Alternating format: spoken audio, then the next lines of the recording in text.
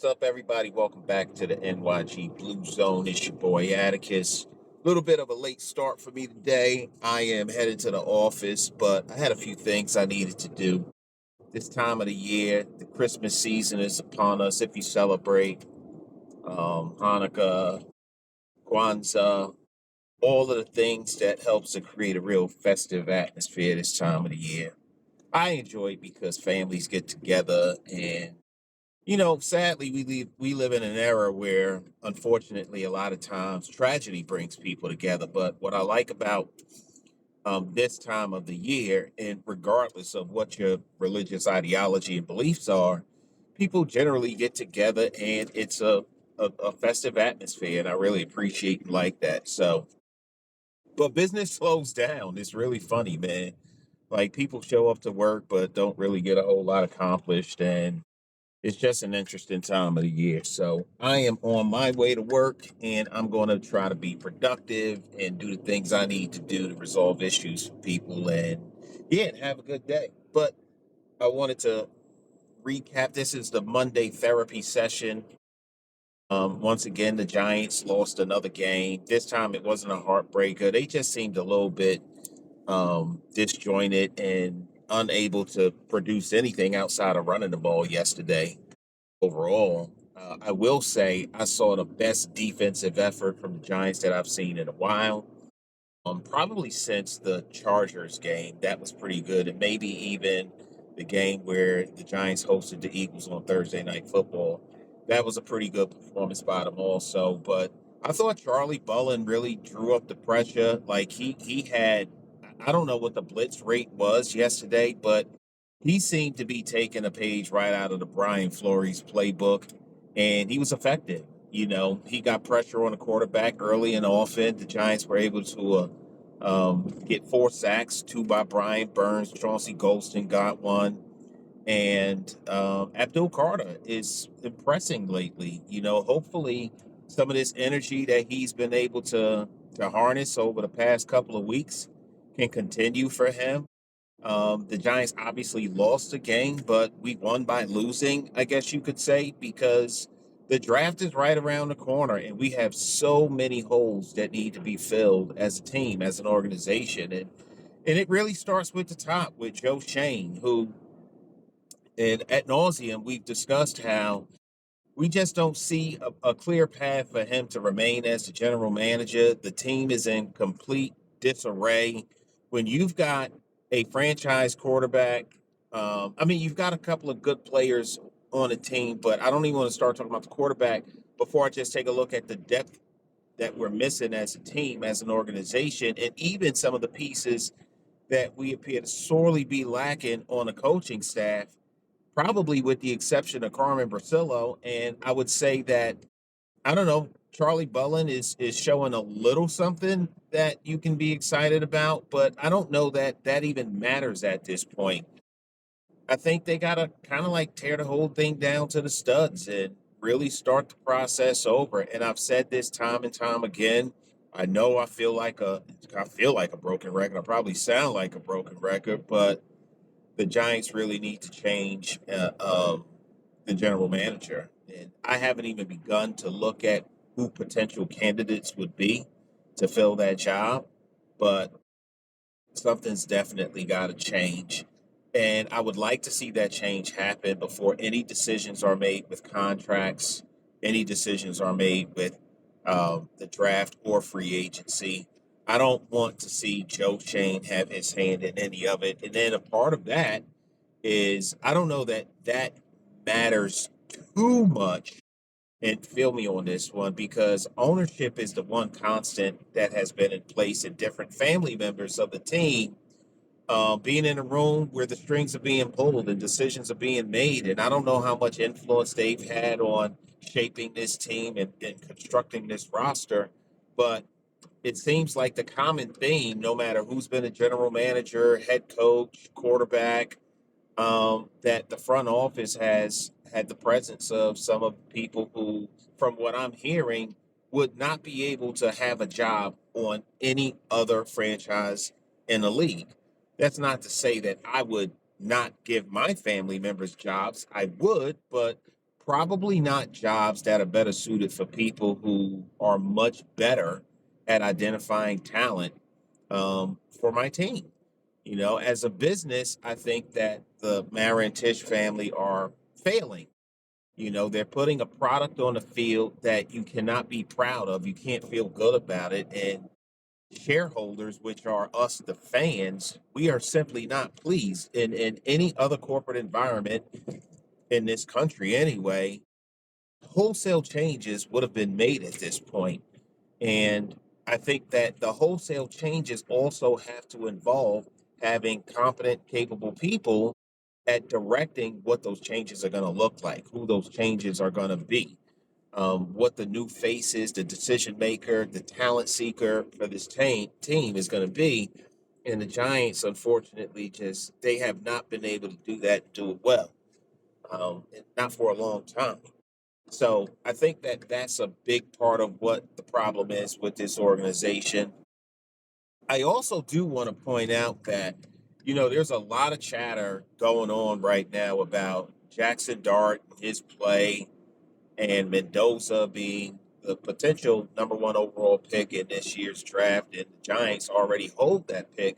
That people are saying that the Giants need to trade Dart now, have Mendoza, and pick up whatever other talent they can later on in the draft. And there's an argument for that.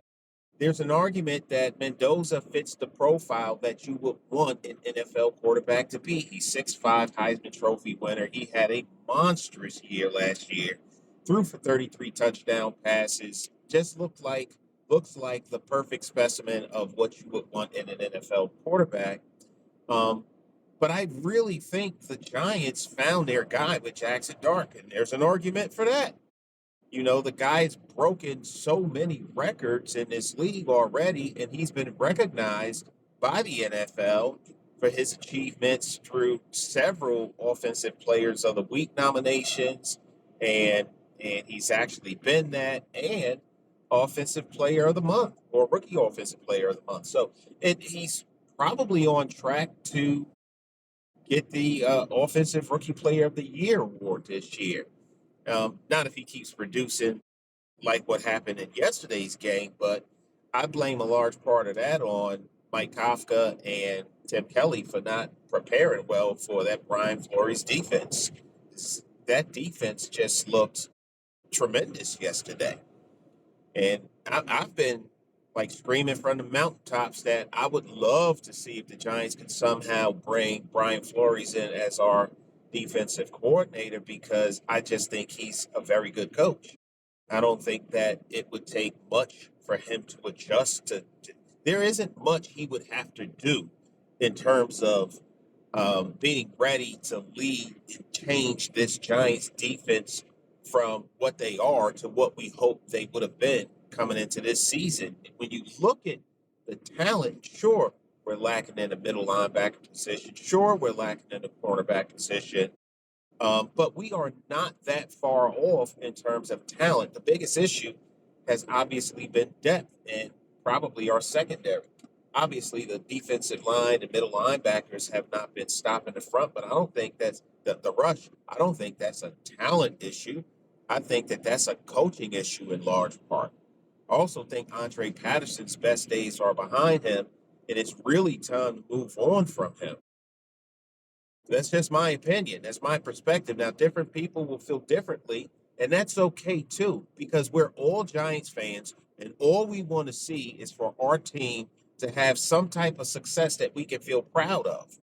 And this year, I think that we're all numb to the fact that we're just going to lose out the rest of the year. And as bad as they played yesterday against a Minnesota Vikings team who already came into the game dealing with a bunch of injuries, lost players in the game, including their franchise quarterback, had to bring in their backup, and he still went 7 for 9, and had Justin Jefferson have his best performance over the past, 10 games.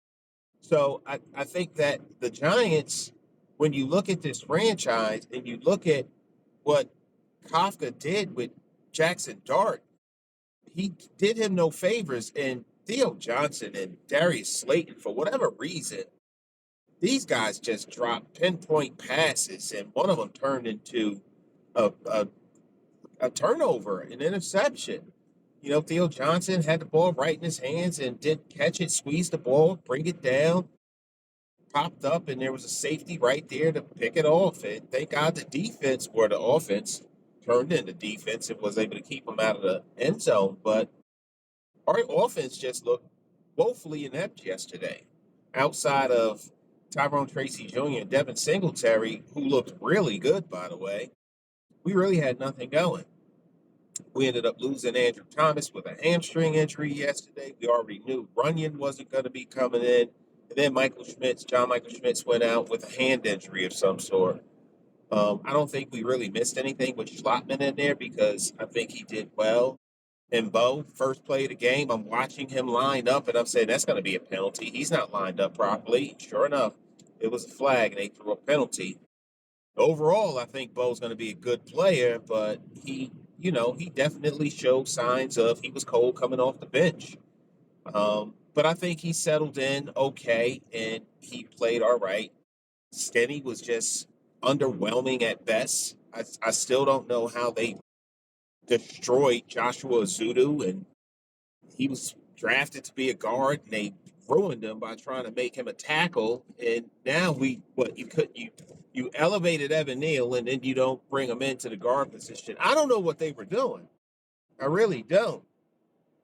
But so the talk is get rid of Dart, bring in Mendoza. I don't believe that that's the strategy that they should employ. I think Dart is the guy. I also think we have a solid running backs room. I think once we can get these tight ends to make better catches or catch the ball, we've got a dynamic tight end room. I really like parts of our wide receiver room. I mean, we've got work to do, right? But I'm a firm believer that you trade down and you turn that whatever pick we end up in, and the Giants will fuck around and try to beat the Raiders this week and lose the game anyway. Have Geno Smith out there looking like Lamar Jackson of 2014. I mean 2024. I don't know what's going to happen, but I wouldn't be surprised if we lost, nor would I be disappointed at this point. But I think that we keep Dart, we get draft picks, and we just, load our shopping bag up come draft time.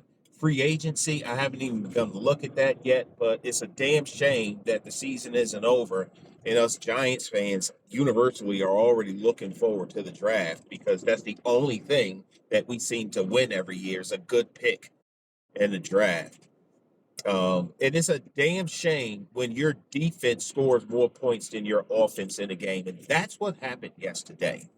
I do want to say that Better Call Saul, our new kicker, he came in and he went to Pitt. He was a kicker out there and he played extremely well. He's used to swirling winds, cold temperatures, and performing under those conditions. And he came to MetLife Stadium yesterday and he dealt with some windy conditions, cold weather, and he performed well. He outperformed Graham Gano. He outperformed Young Wei Koo, and there was another guy that I can't think of his name right now, but he outperformed to me.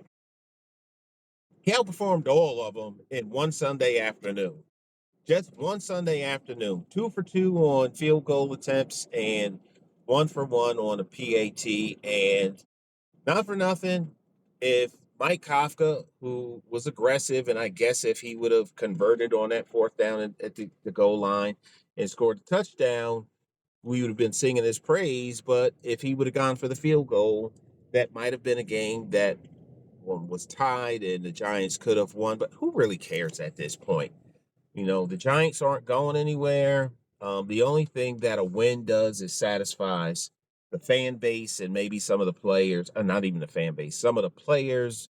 But overall, the Giants are not a very good team, and they've given us a lot of reasons to just shake our head and discuss and make the difficult decision to or not to wear a brown paper bag on Sunday afternoons.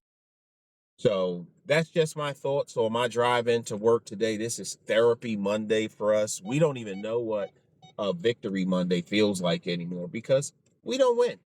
That's just what it is with the Giants. The New York Football Giants do not win football games. They do not. They know how to. I've seen them do it, but consistently or more often than not, they are going to lose the game. And we're going to be here talking about what went wrong again. Thank you for spending some time with me for this ride into work. I appreciate it. I'm still wearing my New York Giants stuff. I don't know if y'all can see it, but I rep no matter what. It doesn't matter. I'm true blue, bleed blue, thick and through. Go Big Blue. Yeah, a lot of girls probably crying from my old high school.